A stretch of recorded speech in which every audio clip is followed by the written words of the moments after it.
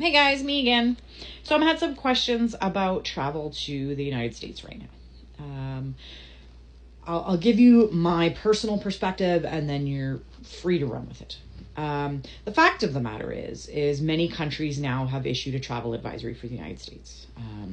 They've actually been put on a watch list, as human rights are now being taken away in the United States. So they're now being put on a human rights watch list because they're concerned about the treatment of people and the possibility of genocide actually taking place in the near future. So that's kind of scary. Our next door neighbors, our friends that we've known for many, many years are literally at the risk of, having martial law introduced in the United States. This is what's happening. The current administration is just waiting for that perfect time for a protest or a riot or something to break out so that they can declare martial law and start putting military on the streets. This is a very real possibility that this is going to take place. So many countries have advised their citizens, Denmark, Italy, Finland, they've all said, travel advisor to the United States, I wouldn't be going. There are stories of people being detained who have all of the appropriate paperwork, work visas, immigration visas, green cards, even people who are legally married to American citizens. These are the people that are being arrested, detained, and some even deported with no phone call to their lawyer or family member or anything. Nobody knows where they are for 12 to 14 days. Some of them get let go, some of them don't. We don't know. So my advice to you is just be cautious. We literally live on a border city. We're 5 minutes from the United States. We call it going across the river here.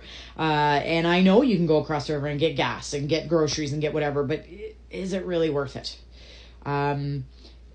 It's not the American people. A few weeks ago, we had a trip to Vegas planned. Unfortunately, it was too late for us to cancel. We couldn't get our money back.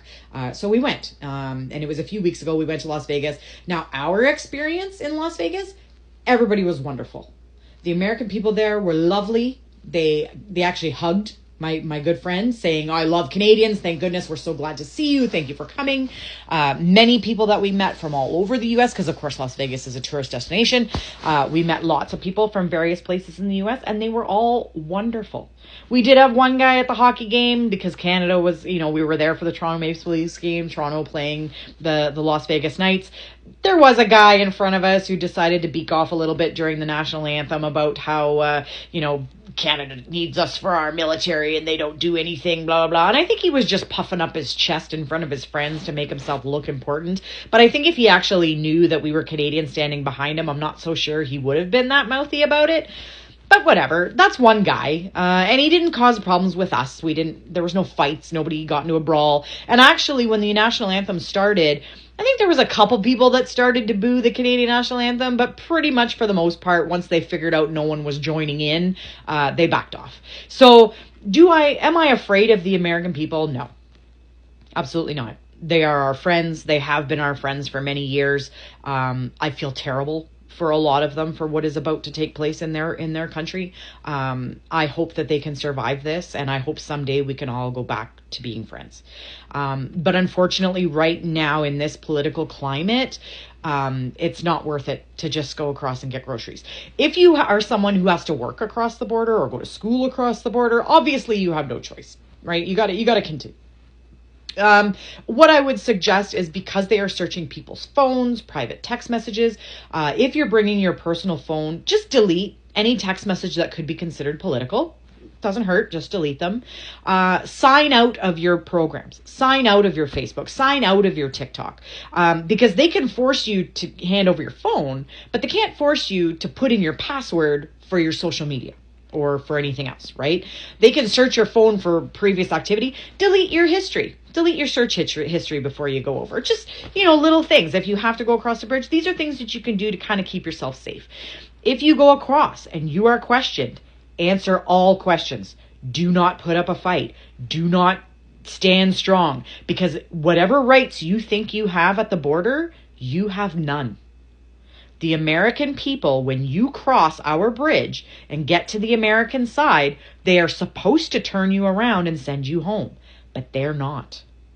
They are keeping people in the United States and holding them until they determine whether or not they are a threat. Again, has this been happening in Sioux, Michigan? Not that I know of. It could be, it may not be. Not that I know of. But in many other ports around Canada and in airports in the United States, this is happening right now.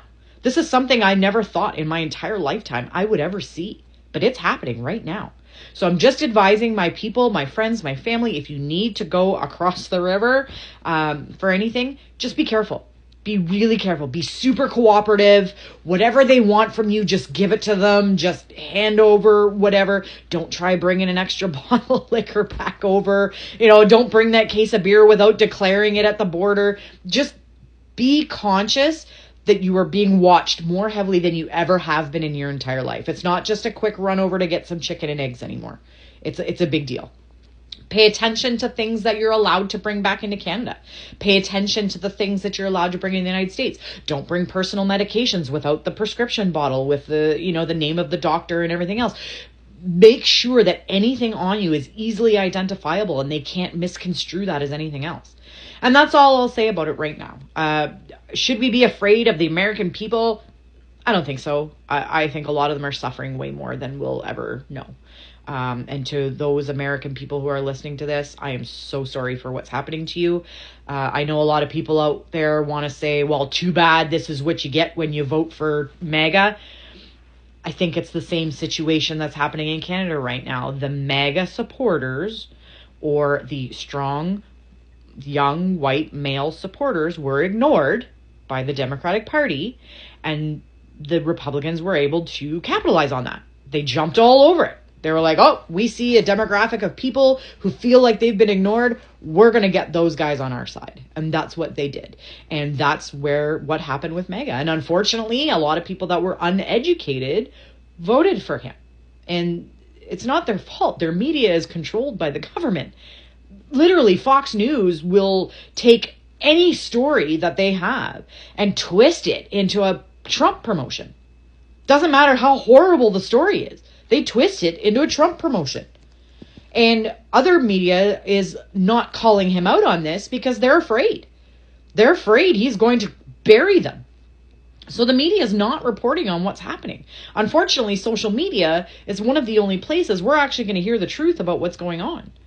So this is why I'm bringing you my messages as best as I can, because I know not everyone has time to do social media. Not everyone has time to go through the internet and figure out what's fake and what's not. I will be fact checking everything that I post. I will be making sure that I'm not reposting just basic propaganda. It will be fact only. So if you want to follow me for my information, I am humbled by you and I appreciate you. But to my fellow Canadians, family, friends, just stay safe. It's not worth it to go if you don't have to. Okay? Love you guys.